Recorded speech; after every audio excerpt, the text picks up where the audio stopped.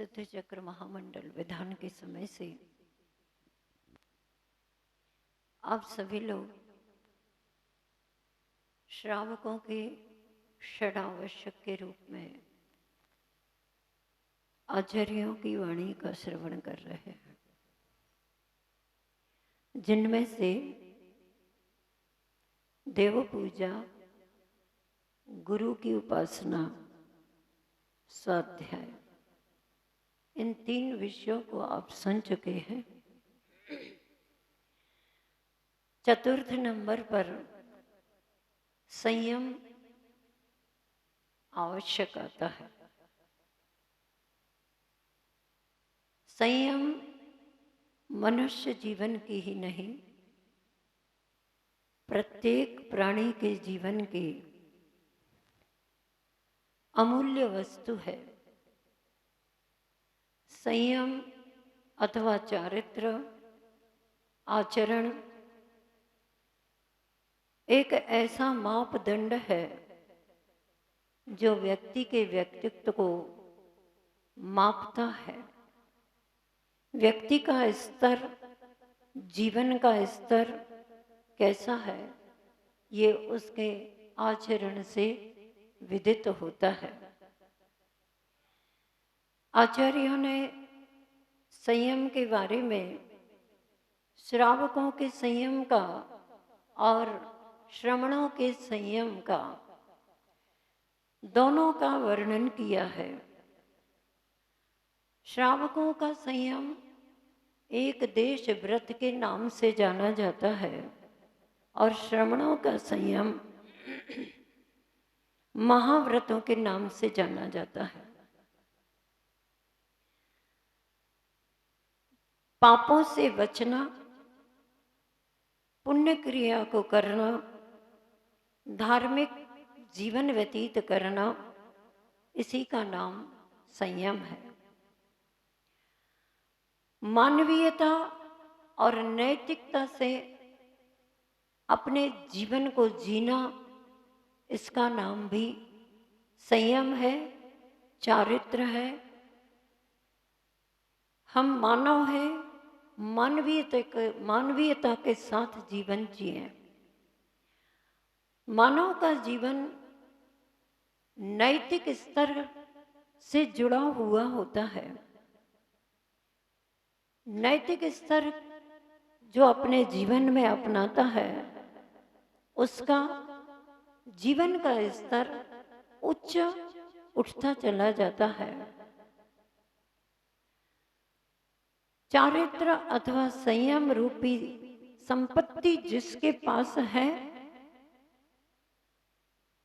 वह व्यक्ति निर्धन भी हो तो धनवान है, और जिसके पास करोड़ों अरबों खरबों की संपत्ति हो, धन दौलत हो, लेकिन जीवन में उचित मानवीय आचरण नहीं है, नैतिक आचरण नहीं है, चारित्र नहीं है, संयम नहीं है, तो उसका वह जीवन निर्धन के समान है।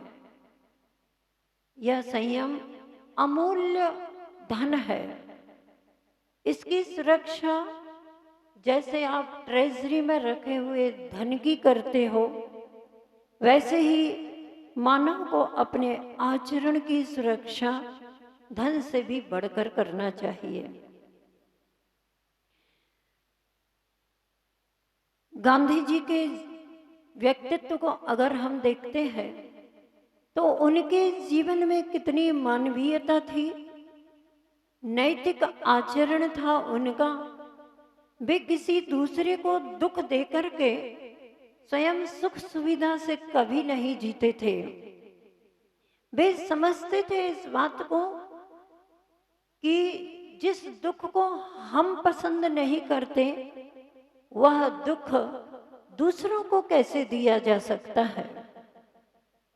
एक बार का प्रसंग है कि वे यात्रा पर थे और ट्रेन में भी बैठते तो साधारण डिब्बे में बैठ करके यात्रा करते थे। एक बार यात्रा में ऐसे डिब्बे में बैठे हुए थे वो ट्रेन में, जो पुराना हो गया था, जीर्ण शीर्ण जैसी अवस्था में रहा होगा, अर्थात जिस डिब्बे की छत से पानी गिरे तो पानी डिब्बे के अंदर आ रहा था।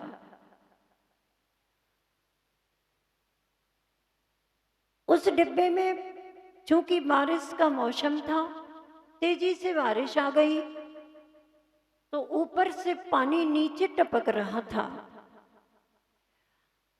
और यहाँ तक कि जहाँ गांधी जी बैठे थे बिल्कुल उनके ऊपर पानी गिर रहा था और डिब्बे में पानी भर भी रहा था। गार्ड को नहीं पता था कि इस डिब्बे में गांधी जी भी बैठे हैं। किसी एक सज्जन ने गार्ड को बता दिया, क्या कर रहे हो, थोड़ा ध्यान तो रखो, साधारण जनता तो ठीक है, गांधी जी भी इस डिब्बे में बैठे हैं और वो भी ऐसी स्थिति में बैठे हैं, आप ध्यान दीजिए जरा। गार्ड को पता चला, वह गांधी जी के निकट पहुंचता है और क्षमा याचना करते हुए कहता है, मुझे नहीं पता था कि आप इस डिब्बे में बैठे हैं, चलिए चलिए आप मेरे साथ। कहाँ?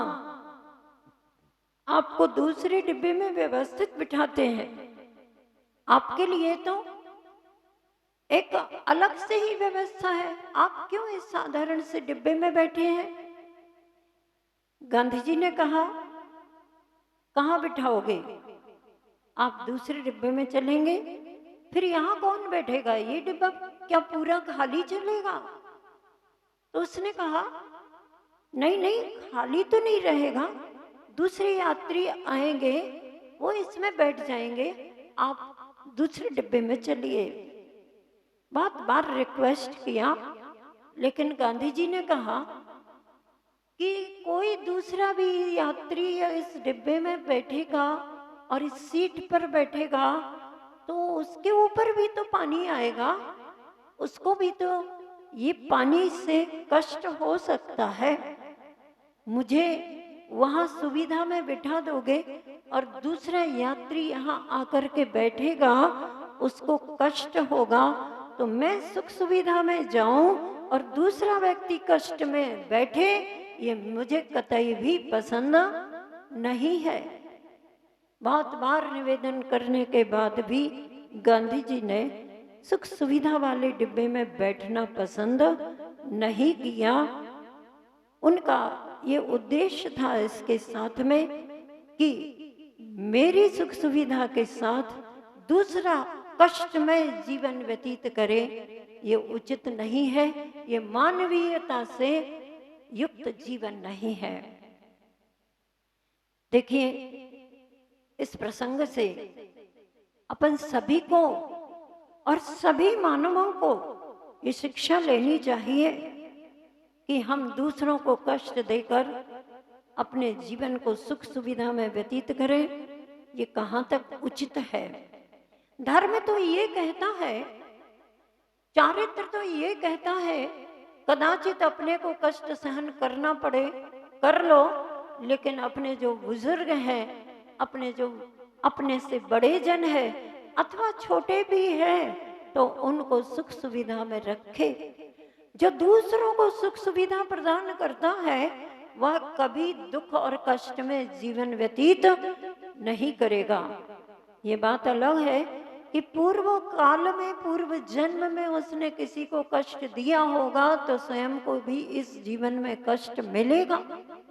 खाने का संयम, पीने का संयम, बोलने का संयम, चलने का संयम, देखने का संयम, सूंघने का संयम, सुनने का संयम, स्पर्श का संयम, पांचों इंद्रियों के विषयों पर संयम रखना, यही तो नियंत्रण है और यही तो चारित्र है जो अपने जीवन में अपने पंचेंद्रिय के विषयों पर नियंत्रण रखने में सफल होता है, उसका जीवन संयमित होता है, नियंत्रित होता है। और जैसे कि आपने उदाहरण सुने हैं कि भौरा है, गंध का प्यासा होता है, उसे सुगंध बड़ी रुचती है। सांझ के समय भौरा कमल पर बैठता है और ये सोच करके जब बैठता है, सांझ हो रही है, सूर्य ढल चुका है, तो कमल की पाखुड़ियां बंद होना प्रारंभ करती है। अचानक कोई भौरा उस कमल पर बैठ जाता है और पाखुड़ियां बंद होना शुरू हो जाती है, लेकिन वो सोचता ये है कि कोई बात नहीं, सुबह होगा, सूर्योदय होगा, कमल खिलेंगे, पाखुड़ियां खुल जाएंगी और मैं उड़ करके चला जाऊंगा। लेकिन गंध नासा इंद्रिय के वशीभूत होकर वह उसमें पैक हो जाता है, पाखुड़ियां बंद हो जाती हैं और रात भर में वह वहीं पर अपनी जीवन को समाप्त कर देता है। ये हो बहुत छोटे से उदाहरण है, लेकिन ऐसा ही हमारे सबके साथ घटित होता है। पंचेंद्रिय के विषयों में आसक्ति जो कम करता है, उसके जीवन का स्तर ऊंचा उठता चला जाता है। एक राजा था। अब राजा का तो जीवन राजसी ठाट बाट के साथ होता ही होता है। प्रतिदिन उनके भोजन की, उनके शयन की, उनके आसन की सब सामग्री अलग क्वालिटी की होती और उस सामग्री को तैयार करने के लिए हमेशा तैयार रहते हैं सेवकगण। एक बार शाम के समय माली ने, दासी ने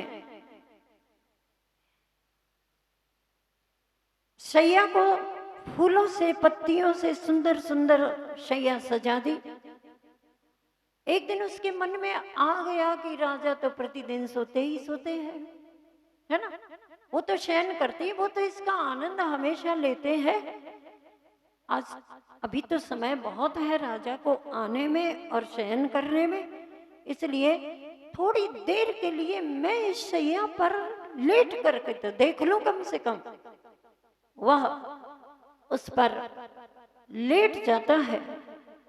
अब दासी हो या दास हो, जो भी रहा हो, वह दास लेट गया और लेटा क्या, कभी सोया नहीं ऐसी सैया पर, तो लेटते ही, और दिन भर काम करने वाला नौकर ठहरा, तो लेटते ही उसकी नींद लग गई। अब नींद लग गई तो नींद तो ये नहीं देखती कि 1 घंटा हो गया कि 2 घंटा हो गया, किसी किसी की नींद तो 4-6 घंटे के लिए लगी तो लगी।